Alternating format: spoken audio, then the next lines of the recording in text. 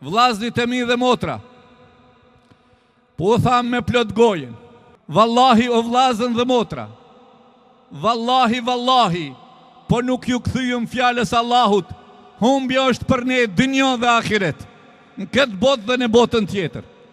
Vallahi o vllaznit e mi, vallahi është kjo fe për të mirën tonë.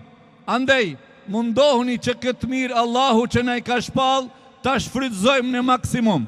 Andaj, kujdesuni për familjet e juja, kujdesuni për fëmijët e juj, mos u mashtroni prej mashtrimeve të reklamave televizive, prej mediave elektronike dhe të shkrume, prej reklamave të ndyta, të cilat cënojnë dhe nënçmojnë identitetin ton të fetar dhe kombëtar. Dine kush jeni nga ona Allahut xhelle xhelaluhu, çfarë ju ka falur dhe çfarë kërkon prej juve. Mos e prishni moralin dhe karakterin e juj, mos e prishni njerëzillekun e juj, mos e prishni nderin e juj, mos e prishni moralin e juj.